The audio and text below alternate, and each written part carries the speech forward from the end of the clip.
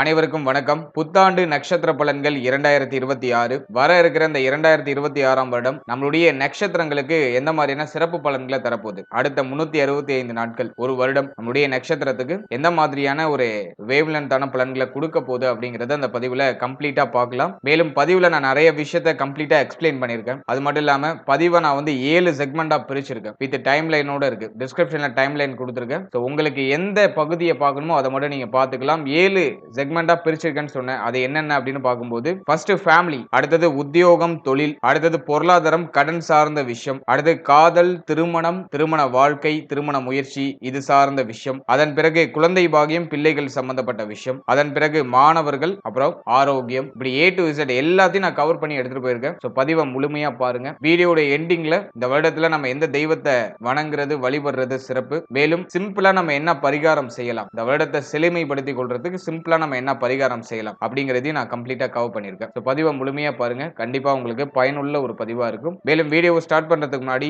Subscribe பண்ணாதவங்களா இருக்கீங்கன்னா மறக்காம subscribe பண்ணிக்கோங்க. அப்படியே பக்கத்துல இருக்க பெல் சிம்பிளை கிளிக் பண்ணிக்கோங்க. அப்பதான் நாங்க போடுற இது போல பயனுள்ள பதிவுகள் எல்லாம் உங்களுக்கு நோட்டிபிகேஷனாக கிடைக்கும். இப்போது மிதுன ராசி மிருகசீரிடம் நட்சத்திரக்காரர்களுக்கு இந்த புத்தாண்டு 2026ஆம் வருடம் எப்படி இருக்க போகிறது அப்படிங்கறத நம்ம தெளிவாக இந்த பதிவுல பார்க்கலாம்.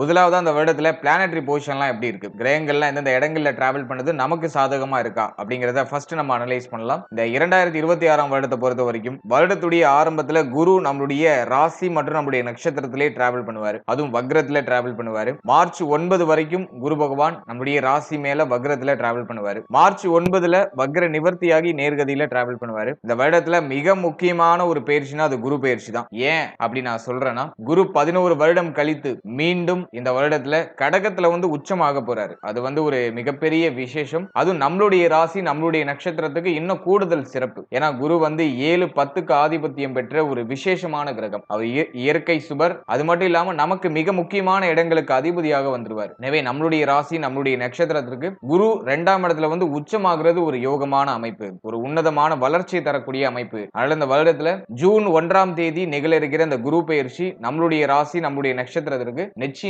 மிகப்பெரிய முன்னேற்றத்தையும் மிகப்பெரிய ஏற்றத்தையும் கொடுக்கும். ஏன்னா நம்மளுடைய ராசி நம்மளுடைய நட்சத்திரத்துக்கு கடந்த சில வருடமாவே ஒரு ப்ராப்பரான ஒரு growth அப்படிங்கிறது இல்ல. உழைக்கிற உழைப்புக்கு ஏற்ற ஒரு அங்கீகாரம், நம்ம நினைக்கிற விஷயத்தை நினைச்ச மாதிரி செய்யறதுக்கான ஒரு வாய்ப்பு எதுவுமே பெருசா கிடைக்கல. எதுவும் பட்டுப்படாம போயிட்டு இருந்துச்சு. இந்த வருடம் அந்த அங்கீகாரம், அந்த முயற்சிக்கான வெற்றி, இவ்வளவு நாள் நம்ம கடந்து வந்த அந்த பாதைகளுடைய அனுபவம் நமக்கு இப்போ ஒரு பெரிய வளர்ச்சியை கொடுக்க காத்துக்கிட்டு இருக்கு அப்படின்னு நம்ம சிம்பிளா சொல்லிடலாம். எனவே இந்த குரு பயிற்சிக்கு பிறகு ஒரு உன்னதமான வளர்ச்சியை நம்ம நிச்சயமா எதிர்பார்க்கலாம். ஜூன் 1ஆம் தேதி குரு பயிற்சி, அது ஒரு முக்கியமான பயிற்சி. ஏன்னா குரு உச்சமாகிற வருடமாக இந்த 2026ஆம் வருடம் பார்க்கப்படுது. அடுத்தது நம்முடைய ராசி மற்றும் நம்முடைய நட்சத்திரத்துக்கு 3ஆம் இடத்துல கேது. தைரிய வீரிய பராக்கிரம ஸ்தானத்துல கேது இருக்கிறது ஒரு மிகப்பெரிய வலிமை. அதுலயும் கேது வந்து சூரியனோட வீட்டுல இருக்காரு. சிம்மம் அப்படிங்கக்கூடிய சூரியனோட வீட்டுல இருக்காரு. பகை வீடாக இருந்தாலும் அங்க கேது சூரியனை போல செயல்படுவாருங்கிற ஒரு விதி வரும். அதன் அடிப்படையில 3ஆம் இடத்துல கேது இருக்கிறது நமக்கு தைரிய அபிவிருத்தி, முயற்சிகள் அபாரமான ஒரு வெற்றி, முயற்சி சார்ந்த விஷயங்களை எந்த தடையும் இருக்காது. புதிய முயற்சிகள் வெற்றியை கொடுக்கும். வைராகிய குணம் அதிகரிக்கும். எதுக்கும் தயங்காத ஒரு குணம் வந்துரும்.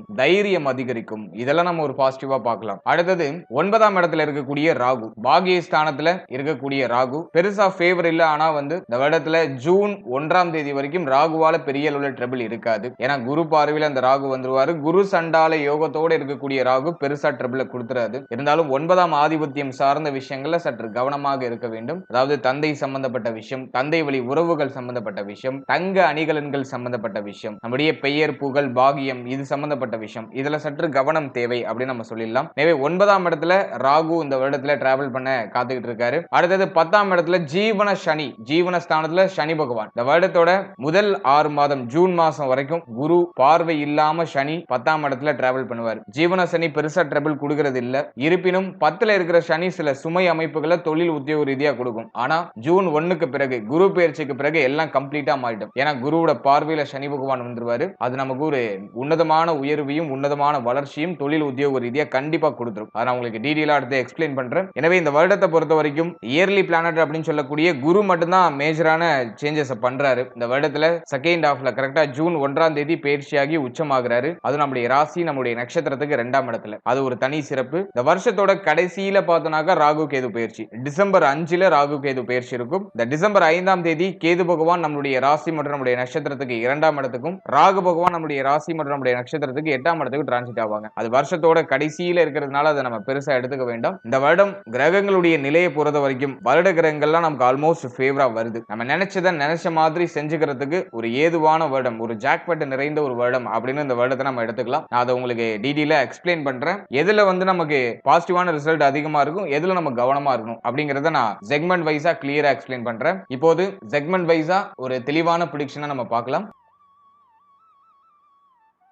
முதலாவதா குடும்ப வாழ்க்கை இந்த 2026ஆம் வருடத்துல நம்மளுடைய ராசி நம்மளுடைய நட்சத்திரத்துக்கு எப்படி இருக்க போகுது அப்படின்னு நம்ம அனலைஸ் பண்ணும்போது, 2ஆம் இடம் பெருசா பாதிக்கப்படல. 2ஆம் இடத்துல எந்த பாவகிரகத்துடைய ஆதிக்கமும் இல்ல. குரு பகவான் மட்டும் பார்த்தோன்னா ஜூன் மாசத்துல 2ஆம் இடத்துக்கு டிரான்சிட் ஆயிடுவாரு. எனவே இந்த வருடத்தை பொறுத்த வரைக்கும் ஃபேமிலி ரீதியா நல்ல முன்னேற்றம் இருக்கும். குடும்ப வாழ்க்கையில ஒரு அற்புதமான முன்னேற்றம், குடும்பத்துல சுப நிகழ்வு அதிகமா இருக்கிறது, சுப பேச்சுவார்த்தைகள் அதிகமா இருக்கிறது. ஜூன் 1ஆம் தேதிக்கு மேலாம் பார்த்தோன்னா குடும்பத்துல அபரிவிதமான வளர்ச்சி இருக்கும். ஃபேமிலி ரீதியா இருந்த சுமையான அமைப்பு குறைய ஆரம்பிக்கும். குடும்பத்துடைய தேவைகள் அனைத்தும் பூர்த்தியாகும். குடும்ப உறுப்பினர்களுடைய சப்போர்ட்லாம் கிடைக்கும். குடும்பத்துல ஒரு மகிழ்ச்சி, ஆனந்தம், மங்களகரமான நிகழ்வு, மங்களகரமான மாற்றம் இதெல்லாம் சிறப்பா நடைபெறும். அடுத்தது வீடு கட்டுற ஐடியா இருக்குனாக்கா நீங்க ஜூன் 1ஆம் தேதிக்கு மேல நீங்க ஸ்டார்ட் பண்ணலாம். வீடு கட்டுறதுக்கான பிராப்தம் நிறைய பேருக்கு உண்டாகும். புதுசா வீடு வாங்குறதுக்கான யோகம் உண்டு. அதை இந்த வருடத்துல செயல்படுத்தலாம். அடுத்தது 2ஆம் இடத்துல குருவுடைய சஞ்சாரம் ஜூன் 1ஆம் தேதிக்கு மேல இருக்கும். எனவே வீட்டை சேஞ்ச் பண்றது, உங்க வீட்டுல உங்களுக்கு அன்கம்ஃபர்டபுளா இருக்கக்கூடிய விஷயத்தை உங்களுக்கு கம்ஃபர்டபுளா சேஞ்ச் பண்ணி அதெல்லாம் சிறப்பா இருக்கு. வீட்டுக்கு தேவையான பொருட்களை வாங்கி வைப்பீங்க, வீட்டுக்கு தேவையான சுப மாற்றங்களை பண்ணுவீங்க, குடும்பத்துல மகிழ்ச்சி அதிகரிக்கும், நிறைய சுப நிகழ்வு குடும்பத்துல இருக்கும். இதெல்லாம் நம்ம ஒரு பாசிட்டிவா எடுத்துக்கலாம். எனவே ஃபேமிலி ரீதியா நம்ம அனலைஸ் பண்ணும்போது குடும்ப வாழ்க்கை சிறப்பாக இருக்கும். குடும்ப வாழ்க்கை சார்ந்த வகையில எந்த குறையும் இருக்காது. ஃபேமிலி மெம்பர்ஸ்ல யாருக்கிட்ட சற்று கவனமா இருக்கணும் அப்படின்னா தாய் சம்பந்தப்பட்ட விஷயங்கள கவனமா இருக்கணும். தாயாரோட ஒத்து போகாத அமைப்பு, தாயாரோட அதிகமான ஆர்குமெண்ட் இதெல்லாம் ஏற்படுறதுக்கு வாய்ப்பு இருக்கு. ஏன்னா 4ஆம் இடத்துல சனியுடைய பார்வை. எனவே தாய் சம்பந்தப்பட்ட விஷயம், தாய் வழி உறவுகள் சம்பந்தப்பட்ட விஷயம், மேலும் தாயாருடைய உடல் ஆரோக்கியம் சார்ந்த விஷயம், அவருடைய மன ஆரோக்கியம் சார்ந்த விஷயம், இதுல சற்று கவனமாக இருக்க வேண்டும். ஏன்னா 4ஆம் இடம் சனியுடைய ஆதிக்கத்துல வருது. எனவே தாய் சார்ந்த வகையில சில குழப்ப அமைப்புகள், வருத்த அமைப்புகள் இருக்கலாம். எனவே தாய் சம்பந்தப்பட்ட விஷயங்கள சற்று கவனம் தேவை. அடுத்தது நம்ம பார்க்கிறது தந்தை சம்பந்தப்பட்ட விஷயத்திலையும் சற்று கவனமா இருக்கணும். ஏன்னா 9ஆம் இடத்துல ராகு. ஜூன் 1ஆம் தேதிக்கு பிறகு தந்தை சம்பந்தப்பட்ட விஷயங்கள்ல சற்று கூடுதல் கவனமா இருக்கணும். தந்தையுடைய உடல் ஆரோக்கியம், தந்தை வழி உறவுகள் சம்பந்தப்பட்ட விஷயம், தந்தையுடைய உறவு சம்பந்தப்பட்ட விஷயம், இதுல எல்லாம் சற்று கவனமா இருக்கணும். இதுல எல்லாம் ஏதாச்சும் மனக்கசப்பு, மன வருத்தங்கள் ஏதாச்சும் ஏற்படுத்த வாய்ப்பு இருக்கு. அதே போல இளைய சகோதர சகோதரிகள் இருக்காங்கன்னா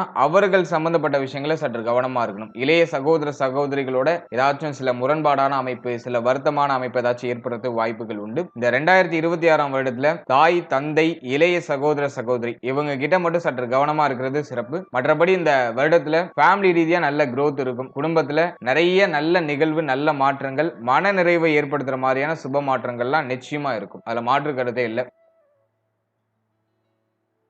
அடுத்தது இந்த வருடத்தை பொறுத்த வரைக்கும் உத்தியோகம், தொழில் வாழ்க்கை எப்படி இருக்க போகுது, இந்த 2026ல உத்தியோக தொழில் வாழ்க்கையில எந்த மாதிரியான சிறப்பு பலன்களை தரப்போகுது அப்படின்னு நம்ம பார்க்கும்போது, முதலாவது நம்ம உத்தியோகத்தை எடுத்து நம்ம அனலைஸ் பண்ணுவோம். 6ஆம் இடம் சிறப்படையுது. குறிப்பா பார்த்தோன்னா ஜூன் 1ஆம் தேதிக்கு பிறகு பார்த்தோன்னா குருவுடைய பார்வையில 6ஆம் இடம் வந்துடும். எனவே 6ஆம் இடம் சுபத்துவம் ஆகுது. 6, 8, 10 இந்த ஸ்தானங்கள்லாம் வலிமை அடையுது. குருவுடைய பார்வையில, உச்ச குருவுடைய பார்வையில வருது. எனவே உத்தியோக ரீதியா நிறைய நல்ல மாற்றங்கள் உண்டாகும். உத்தியோகம் இல்லாதவர்களுக்கு உத்தியோக வாய்ப்பு சிறப்பான முறையில் கிடைச்சிடும். குறிப்பா பார்த்தோம்னா ஜூன் 1ஆம் தேதிக்கு பிறகு உத்தியோகம் இல்லாதவங்கள நல்ல உத்தியோக வாய்ப்பு கிடைச்சிடும். அதாவது நல்ல உத்தியோக வாய்ப்பு, ஒரு சுமாரான உத்தியோகத்தில் இருக்கீங்கன்னா அந்த உத்தியோகத்தை இப்ப சேஞ்ச் பண்ணலாம்னு ஒரு ஐடியா பண்ணிடுவீங்க. இந்த உத்தியோகத்தை சேஞ்ச் பண்ணி ஒரு நல்ல பொசிஷனுக்கு போவீங்க. அதே மாதிரி உத்தியோகம் சார்ந்த வகையில இடமாற்றங்கள் ஏற்படும். வெளியூர், வெளி மாநிலம், வெளிநாடு போறதுக்கான வாய்ப்புகள் உண்டாகும். அதே போல வெளிநாடு போகணும்னு ஏதாச்சும் பிளான் பண்றீங்கன்னா அது இந்த வருடத்துல செயல்படுத்தலாம். அது கிளிக் ஆயிடும். உத்தியோகம் சார்ந்த வகையில சம்பள உயர்வு, பதவி உயர்வு, பதவி மாற்றம் இதெல்லாம் சிறப்பா கிடைச்சிடும். உத்தியோகத்துல நீங்க போடுற எஃபோர்ட்டுக்கான அங்கீகாரங்கள் டெஃபினட்டா கிடைச்சிடும். மேல அதிகாரிகளுடைய ஒத்துழைப்பு சிறப்பான முறையில் கிடைக்கும். மேல அதிகாரிகளால ஆதாயம் உண்டு. தன லாபம் சிறப்பா இருக்கும். உத்தியோகத்துல நல்ல ஒரு உங்களுடைய தகுதிக்கு தகுந்தாற் போல நல்ல ஒரு உத்தியோகம் அப்படிங்கிறது உங்களுக்கு கிடைச்சிடும். தகுதிக்கு தகுந்தாற் போல நல்ல ஊதியம் உங்களுக்கு கிடைச்சிடும். கடந்த வருடம்லாம் பார்த்தோம்னாக்கா நம்ம படிச்ச படிப்புக்கும் நம்ம பார்த்த வேலைக்கும் சம்பந்தமே இருந்திருக்காது. நம்ம உழைக்கிற உழைப்புக்கும் நம்ம வாங்குற சம்பளத்துக்கும் சம்பந்தமே இருந்திருக்காது. இப்படியே எதிர்க்கு மாறாக இந்த 2025ஆம் வருடத்துல நமக்கு சில பலன்கள் அப்படிங்கிறது கிடைச்சிருக்கும். ஆனா இந்த வருடத்துல நம்முடைய தகுதிக்கு தகுந்த சுபத்துவமான வளர்ச்சியும் சுபத்துவமான மாற்றமும் டெஃபினட்டா ஏற்படும். குறிப்பா உத்தியோகம் சார்ந்த வகையில. எனவே இந்த வருடத்துல ஜூன் 1ஆம் தேதிக்கு பிறகு உத்தியோகத்துல நல்ல ஏற்றம், நல்ல முன்னேற்றம் அப்படிங்கிறது ஏற்பட ஆரம்பிச்சிடும். அதுல மாற்று கருத்தே கிடையாது. அடுத்து தொழில் வாழ்க்கை இந்த 2026ஆம் வருடத்துல எப்படி இருக்கும் அப்படின்னு நம்ம பார்க்கும்போது 10ஆம் இடம் அப்படிங்கிறது குருவுடைய பார்வையில வந்துருது. ஜூன் 1க்கு பிறகு தொழில் ரீதியா நல்ல ஏற்றம் இருக்கும். ஜூன் 1ஆம் தேதி வரைக்கும் தொழில்ல சில சிரம அமைப்பு, சுமை அமைப்புகள் இருக்கும். ஏன் அப்படின்னாக்கா சனி பகவான் 10ஆம் இடத்துல டிராவல் பண்றாரு. இப்ப நிறைய பேருக்கு வந்து செய்யற தொழில்ல ஒரு திருப்தி இருக்காது. தொழில்ல ஒரு மாதிரி சுமை அமைப்புகள் இருக்கும். போட்ட ப்ராஃபிட்டை எடுக்க முடியுமா அப்படிங்கிற மாதிரியான சந்தேகம் இருக்கும். அதே மாதிரி தொழில் சிந்தனை சிறப்பா வந்திருக்கும். இதுல இன்வெஸ்ட் பண்ணலாம், அதுல இன்வெஸ்ட் பண்ணலாம், கடன் வாங்கி இன்வெஸ்ட் பண்ணலாம் அப்படிங்கிற மாதிரியான தொழில் சிந்தனை எல்லாம் சனி பகவான் கொடுத்திருப்பாரு. ஒரு சிலர் இன்வெஸ்ட்மெண்ட்டும் பண்ணிருப்பாங்க. நீங்க ஆல்ரெடி இன்வெஸ்ட் பண்ணிருந்தீங்கன்னா நல்ல ப்ராஃபிட்டை ஜூன் 1ஆம் தேதிக்கு மேல டெஃபினட்டா எடுத்துடலாம். அதுல மாற்று கருத்தே இல்ல. புதுசா இன்வெஸ்ட் பண்ணலாம் நீங்க ஐடியா பண்றீங்கன்னா இந்த 2026ஆம் வருடத்துல ஜூன் 1ஆம் தேதிக்கு பிறகு பண்றது சிறப்பு. அதே போல இந்த வருடத்தை பொறுத்த வரைக்கும் தொழில் ரீதியா இருக்கக்கூடிய சுமை அமைப்பு, பிரச்சனையான அமைப்பு, குழப்பமான அமைப்பு இதெல்லாம் ஜூன் 1க்கு பிறகு சரியாயிடும். தொழில்ல நல்ல ஏற்றம் அப்படிங்கிறது ஜூன் 1க்கு பிறகு உண்டு. ஏன்னா குரு பார்வையில 10ஆம் இடம் வந்துரும். சனி பகவான் பெருசா இயங்க முடியாது. உச்ச குருவுடைய பார்வையில சனி பகவான் வரதுனால தொழில் ரீதியா நல்ல ஏற்றம், நல்ல உழைப்பீங்க, கடுமையான உழைப்பை கொடுப்பீங்க. அந்த உழைப்புக்கான அங்கீகாரம் சிறப்பா கிடைச்சிடும். கடந்த காலகட்டம் எவ்வளவு உழைச்சிருந்தாலும் ஒரு அங்கீகாரம் கிடைச்சிருக்காது. எவ்வளவு உழைச்சிருந்தாலும் அந்த தொழில்ல ஒரு growth இருந்திருக்காது. ஆனா இப்போ நல்லா உழைப்பீங்க, அதுக்கான தகுந்த ஊதியம், தகுந்த அங்கீகாரம் அப்படிங்கிறது தொழில் ரீதியா டெஃபினட்டா கிடைச்சிடும். தொழில அடுத்த கட்டத்துக்கு எடுத்துட்டு போறதுக்கான வாய்ப்பை இந்த 2026ஆம் வருடம் டெஃபினட்டா நமக்கு ஏற்படுத்தி கொடுக்கும். எனவே தொழில் சார்ந்த வகையில இன்வெஸ்ட்மெண்ட் பண்ணலாமா அப்படின்னா தாராளமா பண்ணலாம். கொஞ்சம் பொறுமையா இருங்க. ஜூன் 1க்கு பிறகு பண்றது சிறப்பு. மற்றபடி ஆல்ரெடி இன்வெஸ்ட்மெண்ட் பண்ணவங்களுக்கு இந்த நேரம் வந்து ஒரு நல்ல ப்ராஃபிட்டான டைம் பீரியடா இருக்கும். 2026ஆம் வருடம் ஜூன் 1ஆம் தேதிக்கு பிறகு உத்தியோகத்துல நல்ல அபாரமான வளர்ச்சியும் அபாரமான ப்ராஃபிட்டும் டெஃபினட்டா கிடைக்கும். அதுல மாற்று கருத்தே இல்ல. அடுத்தது பொருளாதாரம், கடன் சார்ந்த விஷயம். இதெல்லாம் இந்த 2026ஆம் வருடத்துல எப்படி இருக்க போகுது அப்படி நம்ம அனலைஸ் பண்ணும்போது முதலாவதா பொருளாதாரம் அப்படி நம்ம எடுத்து அனலைஸ் பண்ணோம்னாக்கா 2ஆம் இடத்துல குரு உச்சமாகிற வருடம். எனவே தனம் ரீதியா பெருசா தடுமாற்றங்கள் இருக்காது. தேவைகள் அனைத்தும் பூர்த்தி ஆகிறதுக்கு தேவையான பொருளாதாரம் நமக்கு கிடைச்சிடும். 2ஆம் இடத்துல குரு உச்சமாகிறதுனால பெரிய பணம் எப்பயோ நம்ம இன்வெஸ்ட் பண்ணி வச்சிருந்தது இப்போ நமக்கு உதவுற மாதிரியான ஒரு அமைப்புக்கு வரும். பொருளாதார ரீதியா நல்ல ஏற்றம் நிறைந்த ஒரு வருடமா இருக்கும். பணத்தை தேடிய ஒரு பயணம் டெஃபினட்டா இருக்கும். கொஞ்சம் மைண்ட் கொஞ்சம் வந்து பெரிய லெவல்ல திங்க் பண்ண ஆரம்பிக்கும். பணம் சார்ந்த சிந்தனை அதிகமா இருக்கும். பொருளாதாரத்தை அதிகமா கெயின் பண்ணுவீங்க. அதுக்கு இந்த வருடம் வந்து ஒரு ஃபேவரான ஒரு வருடமா இருக்கு. அதே மாதிரி இந்த வருடத்தை பொறுத்த வரைக்கும் பயணத்தால ஆதாயம் உண்டு. வெளிநாடு, வெளிமாநிலம் போய் அதிகமா சம்பாதிக்கிறதுக்கான வாய்ப்புகள் உண்டு. வெளிநாட்டின் மூலமாக உங்களுக்கு பொருளாதார வரவு அப்படிங்கிறது இருக்கும். வெளிநாட்டுல ஏதோ ஒரு வகையில வெளிநாட்டு தொடர்பு மூலமாக ஒரு பொருளாதார வரவு வரதுக்கான வாய்ப்பு அதிகபட்சமா உண்டு. அடுத்தது நம்ம பார்க்கிறது பொருளாதாரத்துல எதுவும் பெருசா சிரம அமைப்பு இருக்கா அப்படின்னா அது எதுவும் இல்ல. தேவைகள் அனைத்தும் பூர்த்தியாகும். பொருளாதார ரீதியா ஒரு அற்புதமான ஏற்றம் இந்த 2026ஆம் வருடத்துல நம்முடைய ராசி, நம்முடைய நட்சத்திரத்துக்கு உண்டு. போன வருடம் மாதிரி இந்த வருடம் அந்த அளவுக்கு டஃபா இருக்காது. இந்த வருடத்துல குரு பலம் நமக்கு சிறப்பா இருக்கு. எனவே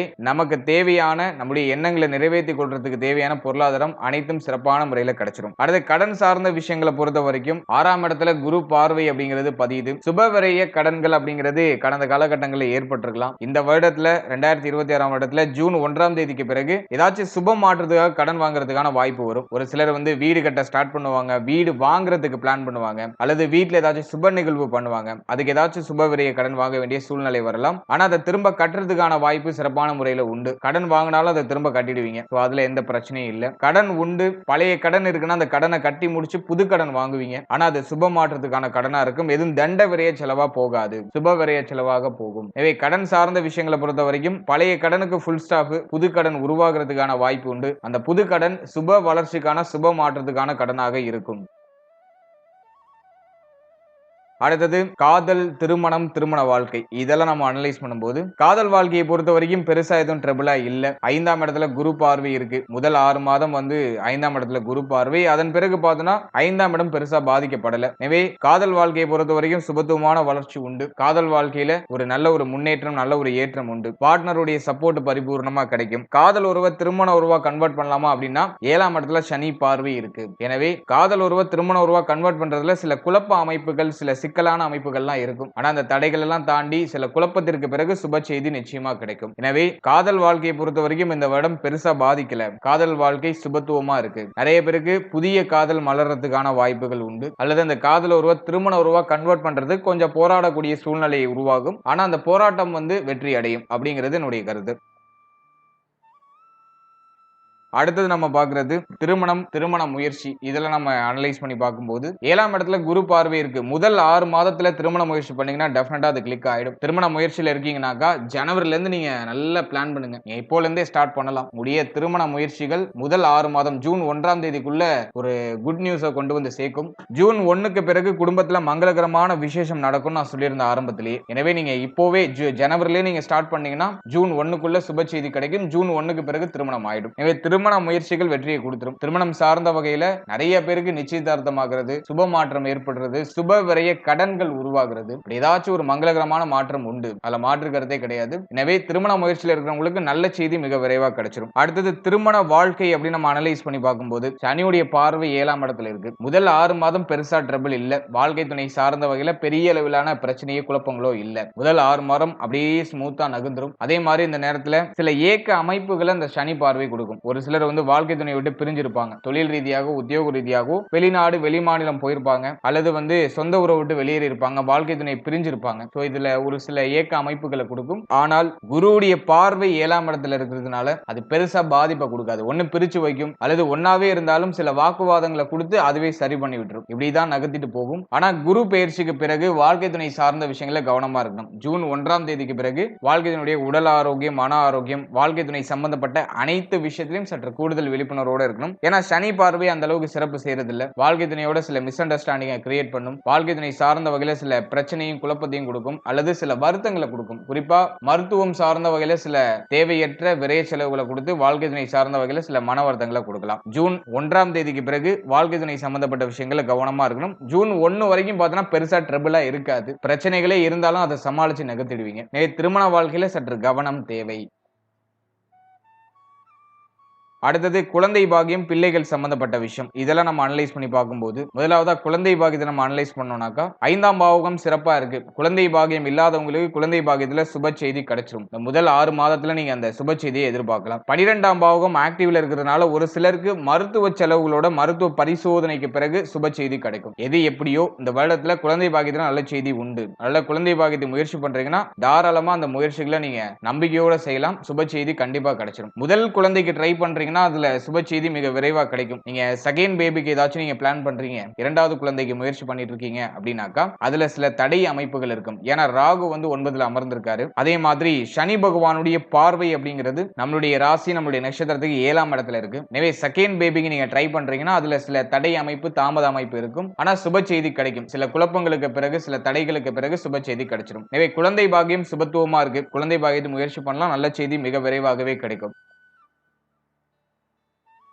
அடுத்தது பார்த்தோம்னாக்கா பிள்ளைகள் சார்ந்த விஷயம். பிள்ளைகளை பொறுத்த வரைக்கும் இந்த வருடத்துல அவங்களுக்கு ஒரு நல்ல ஏற்றம் உண்டு. அதுல மாற்று கருத்தே இல்ல. முதல் 6 மாதத்துல பார்த்தோம்னா பிள்ளைகள் சார்ந்த வகையில நல்ல வளர்ச்சி இருக்கும். பிள்ளைகளால ஏற்பட்ட மன உளைச்சல் எல்லாம் குறையும். ஆனா சனி பார்வை 5க்கு 12ல பதிகிறதுனால, அதாவது 4ஆம் இடத்துல பதிகிறதுனால பிள்ளைகளால நிறைய விரைய செலவுகள் இருக்கும். பிள்ளைகளுக்கு கல்வி சார்ந்த வகையிலேயோ அல்லது பிள்ளைகள் சார்ந்த விஷயங்கள் ஏதோ ஒரு விஷயத்தின் மூலமாக நிறைய விரைய செலவுகள் இருக்கும். இந்த நேரத்துல பிள்ளைகளுக்கு சுப விசேஷம் பண்ணலாமா அப்படின்னா தாராளமா பண்ணலாம். தேவையில்லாத தண்ட விரைய செலவா போகாம பிள்ளைகளுக்கு சுப விரைய செலவாக அதை நீங்க பண்ணிடுறது சிறப்பு. எனவே சுப விசேஷம் ஏதாச்சும் பண்ற ஐடியா இருக்குன்னா அதை தாராளமா பண்ணலாம். இந்த இடத்துல குரு பார்வை 5ஆம் இடத்துல இருக்கிறதுனால பிள்ளைகளால பெயர் புகழ் இதெல்லாம் சிறப்பான முறையில் கிடைச்சிடும். பிள்ளைகள் பற்றி இருக்கக்கூடிய கவலைகள்லாம் குறைய ஆரம்பிக்கும். பிள்ளைகளுக்கு அவர்களுடைய வயதுக்கு தகுந்த ஏதாச்சும் சுப மாற்றம், சுப வளர்ச்சி ஏதாச்சும் பண்ணணும், அதை தாராளமா பண்ணலாம். குறிப்பா திருமணம், காது குத்து, வேற ஏதாச்சும் சடங்கு நிலைகள் ஏதாச்சும் பண்ண வேண்டியது இருக்குன்னா அதை தாராளமா செய்யலாம். இந்த வருடம் அதுக்கு ஏதுவான வருடம். எனவே பிள்ளைகள் சார்ந்த வகையில ஒரு நல்ல முன்னேற்றம் உண்டு. பிள்ளைகளால மகிழ்ச்சி உண்டு. பிள்ளைகளுக்கு சுப விசேஷம், சுப மாற்றம் உண்டு. பிள்ளைகளுக்கு சுப விரய செலவுகளும் உண்டு.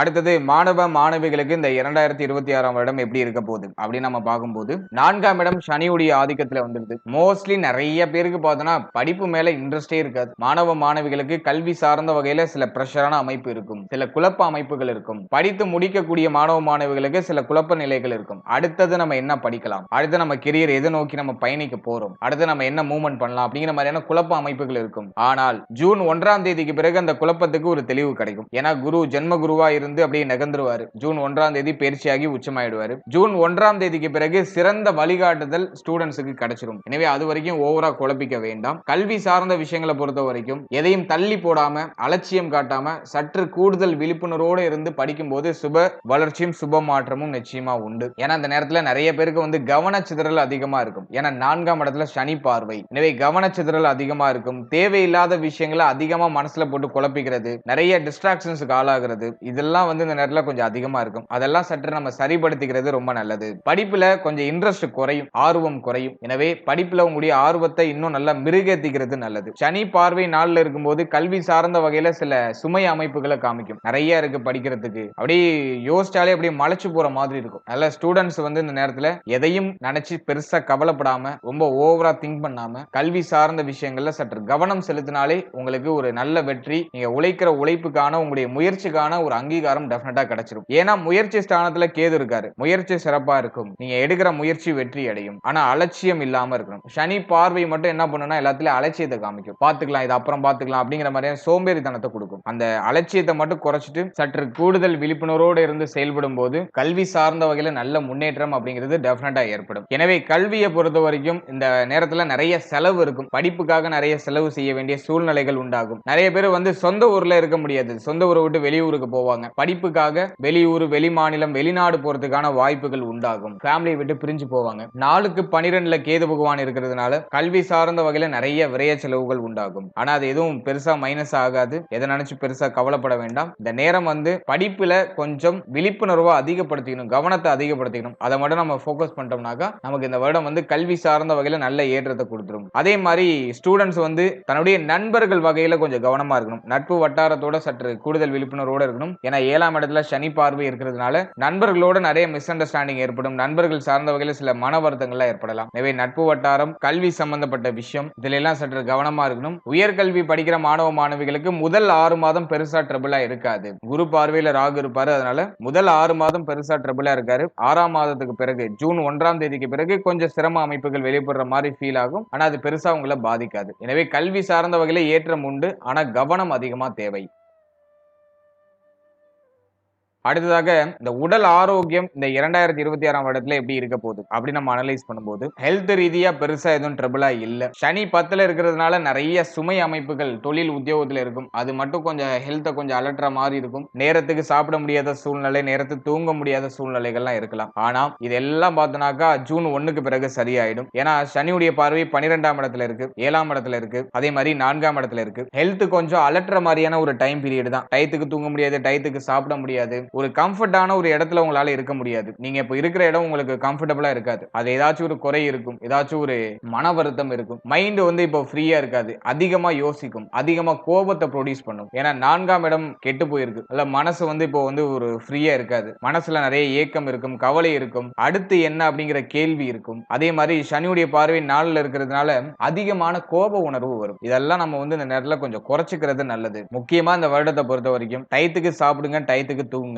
உடைய கால் பாதம் சம்பந்தப்பட்ட விஷயங்களை கவனமா இருக்கணும். அடுத்தது 4ஆம் இடம் அப்படிங்கிறது வந்து மேல் மார்பக பகுதி நுரையீரல் சம்பந்தப்பட்ட விஷயங்களை குறிக்கும். அதுல சற்று கவனமா இருக்கணும். இந்த நேரத்துல சளி தொந்தரவு அதிகமா இருக்கும். 2026ஆம் வருடத்துல சளி தொந்தரவு, அதே மாதிரி வந்து நுரையீரல் சம்பந்தப்பட்ட பிரச்சனை ஏதாச்சும் ஏற்படுறது வாய்ப்பு இருக்கு. அது ஒரு சிலருக்கு, எல்லாருக்கும் கிடையாது, யாரும் பயப்பட வேண்டாம். இப்ப நான் சொல்ற பகுதிகளில் சற்று கவனமா இருக்கிறது சிறப்பு அப்படின்னு சொல்றேன். அதே மாதிரி இந்த நேரத்துல வந்து பார்த்தோம்னா வயிறு சம்பந்தப்பட்ட விஷயம், சிறுநீரகம் சம்பந்தப்பட்ட விஷயம், ஜீரண உறுப்புகள் சம்பந்தப்பட்ட விஷயம், பெண்களாக இருந்தால் கருப்பை சம்பந்தப்பட்ட விஷயம், இதெல்லாம் சற்று கவனமாக இருக்கணும். ஏன்னா இந்த இடத்துல எல்லாம் சனி பார்வை இருக்கு. அடுத்தது 10ஆம் இடத்துல சனி பகவான் இருக்கிறதுனால இந்த கால் பகுதி, மூட்டு பகுதிகளில் நிறைய பேருக்கு வீக்கம், வலி இதெல்லாம் ஏற்படுறதுக்கு வாய்ப்புகள் உண்டு. அதுலயும் வந்து ஒரு 45க்கு மேல இருக்கீங்கன்னா கண்டிப்பா அந்த மூட்டு வலி, கால் வலி இதெல்லாம் கொஞ்சம் அதிகமா இருக்கிறதுக்கு வாய்ப்பு இருக்கு. சோ இந்த பகுதிகளில் சற்று கவனமா இருக்கணும். அதே மாதிரி பாகியத்துல ராகு இவர் என்ன பண்ணுவார் அப்படின்னு நம்ம பார்க்கும்போது தொடை பகுதிகளில் ஏதாச்சும் சிக்கலான ஒரு அமைப்பை கொடுக்கலாம். அதுவும் ஜூன் 1ஆம் தேதிக்கு பிறகு தொடை சம்பந்தப்பட்ட விஷயங்களை சற்று கவனமா இருக்கணும். அடுத்தது நம்ம பார்க்கிறது வந்து பார்த்தோம்னா நம்முடைய கழுத்து, தோள்பட்டை, கை சம்பந்தப்பட்ட விஷயம், இதுல எல்லாம் கொஞ்சம் கவனமா இருக்கணும். காது சம்பந்தப்பட்ட விஷயங்களை சற்று கவனமா இருக்கணும். ஏன்னா 3ல கேது. எனவே கழுத்து, தோள்பட்டை,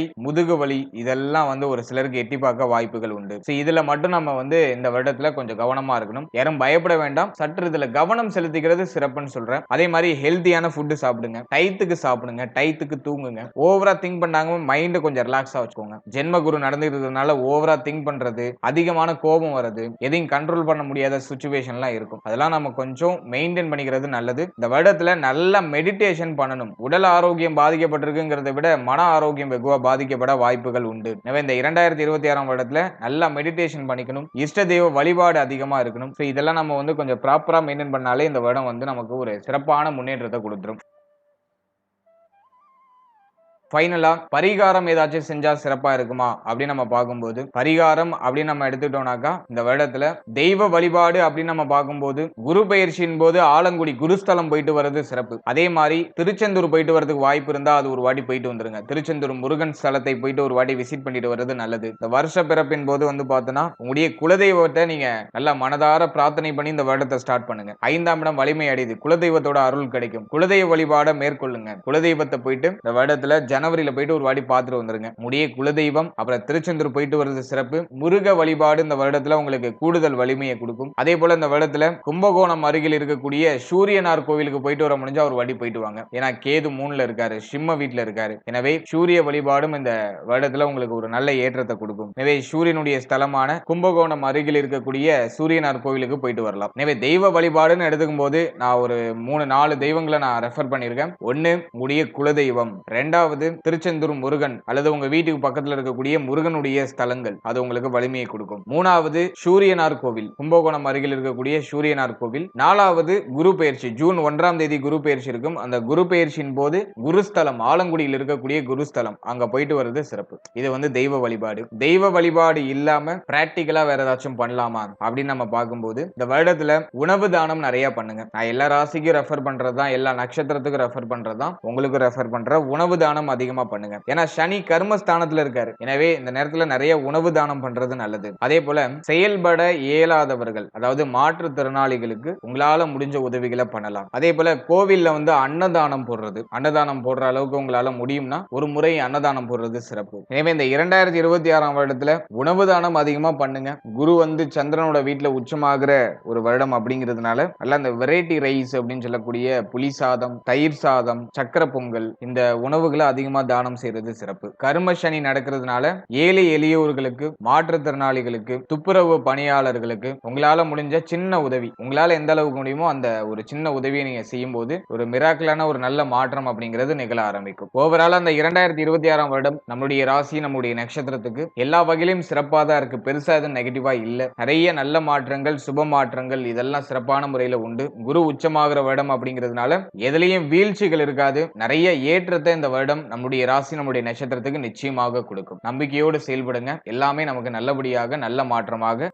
இப்போ நீங்க இது வரைக்கும் பார்த்தது ஒரு கோச்சார பலன், ஒரு வருடத்துக்கான வருட பலனை நம்ம வருட கிரகங்களின் அடிப்படையில் நம்ம ஒரு ரிசர்ச் பண்ணி நம்ம கொடுத்திருக்கோம். இது வந்து ஒரு பொதுவான கோச்சார பலன். இதுல சில மாற்றங்கள் சிலருக்கு மட்டும் ஏற்படுறதுக்கு வாய்ப்பு உண்டு. அதாவது உடைய ஜனனகால ஜாதகத்துல தசா புக்திகளின் அடிப்படையில தான் வந்து பலன்கள், விதிகள் அப்படிங்கிறது உங்களுக்கு விதிக்கப்படும். கோச்சாரம் வந்து அப்படியே மைல்டா சின்ன சின்ன சேஞ்சஸ் பண்ணும், அவ்வளவுதான். மற்றபடி வந்து பார்த்தோன்னா ஒரு 80% வந்து உங்களுடைய தசா புக்தி அந்தரம் உங்களுடைய சுய ஜாதகம் தான் பேசும். ஒரு 20% சில சேஞ்சஸ், சில மாற்றங்களை கோச்சாரத்தால செய்ய முடியும். எனவே உங்களுடைய ஜனனகால ஜாதகத்தை உங்களுடைய குடும்ப ஜோதிடத்தை கொடுத்து ஒரு வாட்டி தெளிவா அனலைஸ் பண்ணிக்கோங்க. உங்களுக்கு யோக தசை நடக்குதா, அவயோக தசை நடக்குதா அப்படிங்கறத ஒரு வாட்டி செக் பண்ணிட்டு அதோட இந்த கோச்சாரத்தை எடுத்து நீங்க சூப்பர் கம்போஸ் பண்ணும்போது ஒரு சுப பலன்கள், ஒரு தெளிவான பலன்கள் அப்படிங்கிறது உங்களுக்கு கிடைக்கும். குறிப்பா நம்ம சொல்லணும்னா யோக தசை நடக்கிறவங்களுக்கு கோச்சாரத்துல எவ்வளவுதான் நெகட்டிவான ப்ரெடிக்ஷன் வந்தாலும் மேக்சிமம் அவங்களுக்கு பாசிட்டிவா தான் நடக்கும். அவயோக தசை நடக்கிறவங்களுக்கு கோச்சாரத்துல எவ்வளவு பாசிட்டிவா சொன்னாலும், எவ்வளவு பாசிட்டிவான ப்ரெடிக்ஷன் வந்தாலும் ஒரு 50% பார்த்தா உங்களுக்கு நெகட்டிவா நடக்கிறது வாய்ப்பு இருக்கு. எனவே யோக தசையா அவயோக தசையா அப்படிங்கறத கொஞ்சம் செக் பண்ணிட்டு